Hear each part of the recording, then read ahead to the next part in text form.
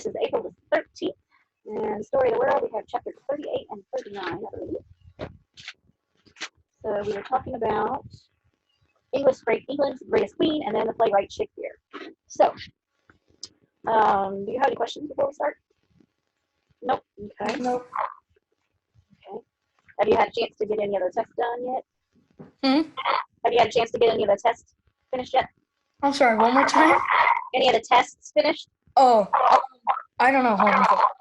Okay. I should have some. Getting out of bed.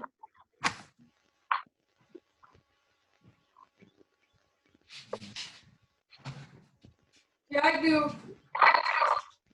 We're good. Yeah. I think I got a couple of them. I'll send them to you. Can I get your number so I can text stuff to you instead of emailing? Yeah, I'll send that to you. All right. So, chapter 38, England's greatest queen. So, remember back a few chapters, we had Henry VIII, and he kept marrying women because he wanted a son. And then he finally got one. But then, once he had one, he wanted another one. Well, he never did get a second. But when he died, his son, Prince Edward, became the next king. Okay, but he was only 9 years old, so he couldn't rule a kingdom by himself. He had to have his uncles and people help him. But he was always a very sickly boy. He was very thin, he coughed a lot. They never did say really what was wrong with him, but they tried to make him well, but they couldn't. And by the time he was 16 years old, he was in bed all the time because he was so sick. So they knew he was dying, but he had no brothers, no sisters. So who was going to take over?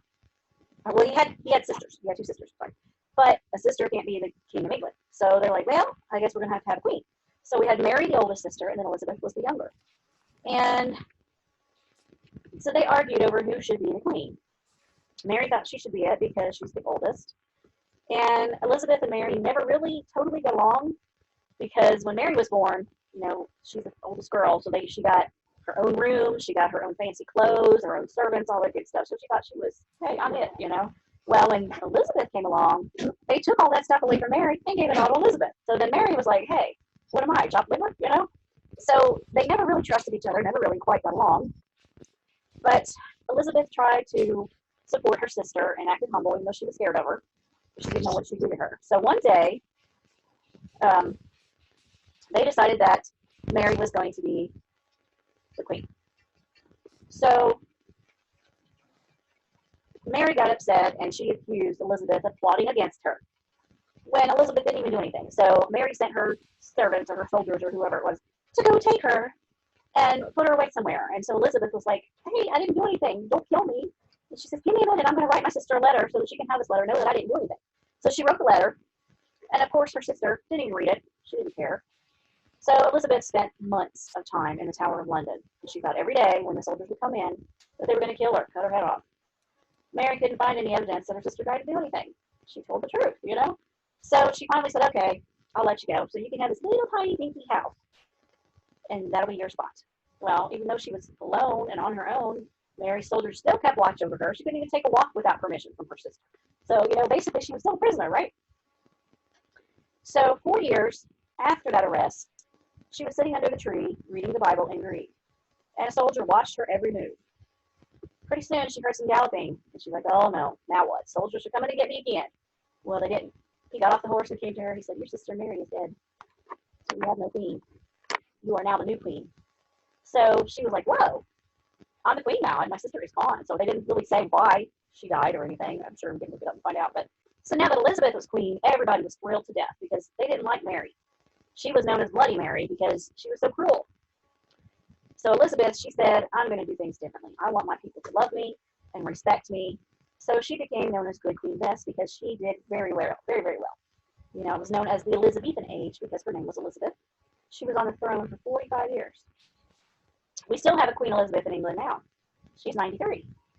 And I thought her husband was gone, but he's not. He's not the king anymore because he's too sick and too old, I guess.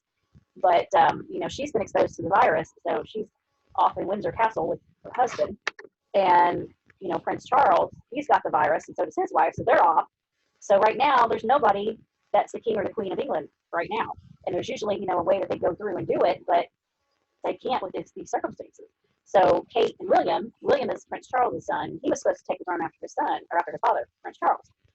But now that things have to be hurried, it's going to be Kate and William are kind of going to be taking over as king and queen in England.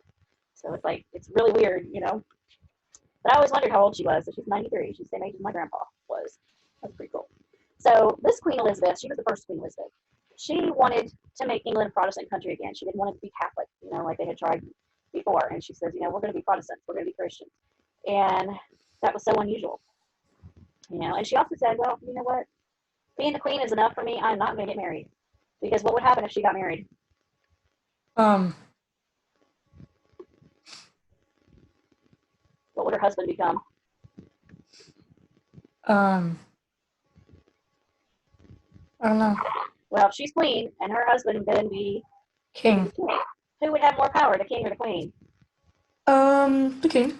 Yeah, probably the king. So she'd be like, okay, why am I even here? You know? So she says, no, I'm not marrying anybody. And she had a ring that she had, and she took that ring off. She held it up as a symbol, and she said, I am married to my job. I'm the Queen of England, and I'm married to this job. It takes up my full time. So I do not need a husband.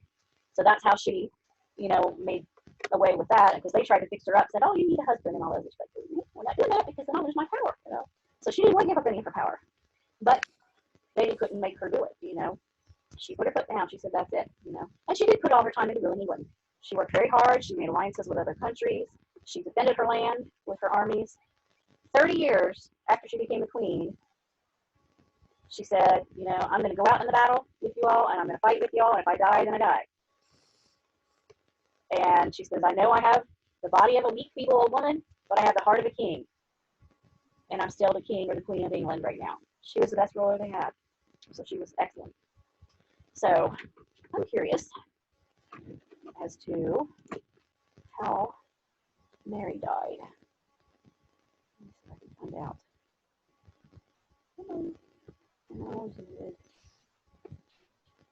How did she die?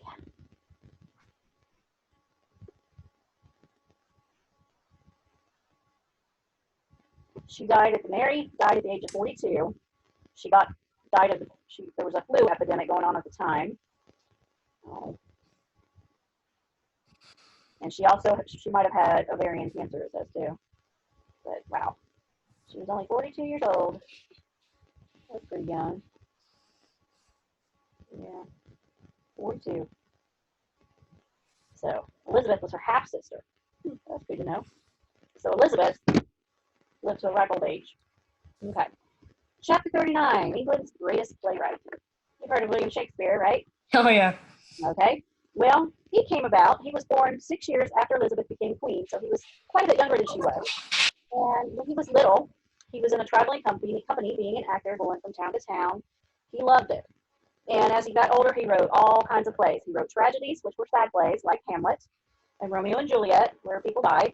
He wrote funny plays called comedies, like The Taming of the Shrew, which was about a woman who had a very hot temper, and she was going to marry somebody that she didn't like. And then he had A Midsummer Night's Dream, which was fairies who played tricks on people and things like that. So, I mean, as you get older, you'll probably learn more about Shakespeare. And I know in the other literature class we're doing right now, we're doing The Merchant of Venice, which is one of the plays that he did. And so Shakespeare was English, of course. And when you read Shakespeare plays, it's not like you would read a book here. You know, like, you know, how are you today? And, you know, I'm going to take you here, or whatever. It'd be, how dost thou do? What is thine trouble today? Or, you know, I mean, it was these and thous and thines, and, you know, kind of like reading the Old English version of the Bible. And so it's kind of hard to understand a little bit. And one of his most famous plays was Macbeth. And we did that one in high school. He wanted to be king. Scotland was at war, and there was already a king named Duncan. And he was afraid that he was going to be overthrown. So his cousin was Macbeth. So Macbeth had his wife, and he had his friend named Banquo. So Duncan's cousin Macbeth, and his friend Banquo were sent to fight the rebels so that Duncan could stay the king. So he waited and waited to see what the outcome was going to be. Finally, Macbeth came back, and he held up the sword, and he had the leader's head on the sword. So he's like, I won the battle. And so he's like, yay, I am so proud of you, cousin. You know, I'm not going to be overthrown now. You take care of my enemy. So he named him Thane of Calder. So that's what he changed. Duncan changed Macbeth's name. So Thane is a Scottish word for a warrior who fights for the king. So meanwhile, Macbeth and his friend Banco were walking across an empty field, and they saw three weird women. They were crouched around a fire. One of them said, "Hail, hail Macbeth, Thane of Calder, King of Scotland to be. And hail Banco, you will not be the king. You will be father to kings." Then those women disappeared. So they were three witches, basically. Now, where did they go? What in the world's going on? Are we seeing things? So Banco's like, I'm not going to be a king, but Thane, you're going to be a king? Like, okay. So they were really confused about what they saw. So he was disturbed. So Macbeth realized, if I'm going to become king, that means Duncan's going to have to die. That's the only way that it can happen because, we're both close in age, unless, Duncan just dies of a serious illness just all of a sudden. He'll be too old to be king, Macbeth would be. So he's like, how am I going to become the king? And he says, well, if Duncan was murdered, then I could become king. But he's like, I can't do that. I'm not that type of person. So the idea stayed with him. So he wrote a letter to his wife, Lady Macbeth. She was in their castle back at home. He told her about the weird women and what they said, and she said, okay, we need to find a way to kill Duncan. Because if you become king, then guess what? I become queen. But he says, she was thinking about it. She says, Macbeth is just too kind and too considerate. There's no way he's ever going to kill this cousin. So I'm going to have to figure out something. So she finished reading the letter, and then Lady Macbeth heard a messenger outside. Duncan and Macbeth were coming to visit. So Macbeth was bringing Duncan the king to visit. So she's like, oh, cool, this is perfect. Then I can do something. So she says, okay, Macbeth, we're going to kill Duncan tonight because he's here. We've got this opportunity. And she says, come on, you can do this. And he says, okay, he's with me. I guess we can do this. We need to figure it out. But he says, I don't know. I know we need to do this, but I'm just not ready to do this. So then they come in and they lay out a big feast for him and everything. So what she ends up doing is she poisoned, or not poisoned, but she gave the guards some stuff in their drink so that they would sleep. And she went in there to see where he was, and she was going to take the sword and just kill him. But it didn't work out that way because Banco was there too. He's a friend, and he couldn't sleep because he was worried about those words too. And he says, oh, Macbeth says, we'll talk about it later. Just go ahead and get some sleep. Don't worry about it. So Lady Macbeth drugged the guards, and Duncan was asleep. Lady Macbeth went. She said, okay, I know my husband's not going to do it. So she went. She took the sword, and she's standing over Duncan, and she's like, oh, I can't do this. He looks like my dad. So I can't kill him. So she just left the sword there. And she says, well, maybe Macbeth will pick up the sword and just finish the job because he sees it laying there. So after Macbeth finished talking to his friend Banco, he got upset. He's like, I think I'm seeing things. I see a dagger in front of my eyes. Is that my imagination? Is it a vision? Is it somebody telling me I need to do something? So he got himself all worked up, and he went to the steps, picked up the sword, killed Duncan. Then he came back, and he was all white, and he told his wife, he says, I've done it. He's dead. She's like, oh, cool. He says, I don't think I'm ever going to sleep again. And she says, no, we got to play this cool. So we're going to go to bed, and then in the morning, we'll pretend like we don't know anything, and then we'll just, be like, oh my goodness, be shocked like everybody else. So she said, pull yourself together, let's go to bed, and we don't know anything about this. So the next morning, the guards woke up and discovered that the king was dead. So Macbeth and his wife come out of their room, and they're yawning in their PJs, and they're like, what's going on? And they said, Duncan's dead. And they're like, oh my goodness, what happened? We don't know anything about this. How did this happen? And so they thought Banco did it. They were trying to play it off like Banco did it because he was never going to be king. So they said, oh, he did it. So they sent 3 murderers, Macbeth did, to kill Banco, his friend. Mean. So he says, if I do this, then it'll throw off suspicion. They'll kill my friend, and I won't have to worry about it. But that night, as he sat down to have dinner, Banco's ghost appeared to Macbeth. And he was like, oh, no, this is not good.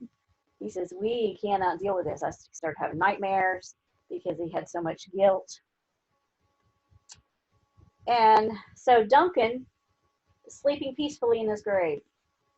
He's better off than we are. And then the three weird women, he found them again. And they said, double, double, toil and trouble, fire burn and cauldron bubble. By the pricking of my thumbs, something evil this way comes. And then Macbeth came in. And he says, how long will I be king? He says, till the forest walks up to your castle. He said, that's never going to happen. Well, when he arrived at the gate to his castle, his servants were weeping because his wife, Lady Macbeth, died. Then he looked out and he could see a forest approaching the castle. So he put out his candle. He says, out, out, brief candle. So he knew his life was over. So Macbeth is a tragedy.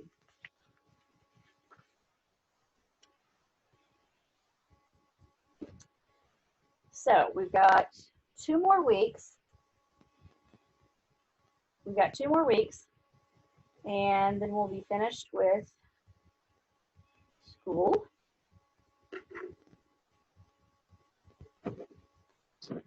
And we shall go from there. So if you have any questions, just don't forget to ask. And any other questions or anything? No. All right. So we've got 2 more weeks of school, and we'll go from there. So I will see you Wednesday for math. See you. All right.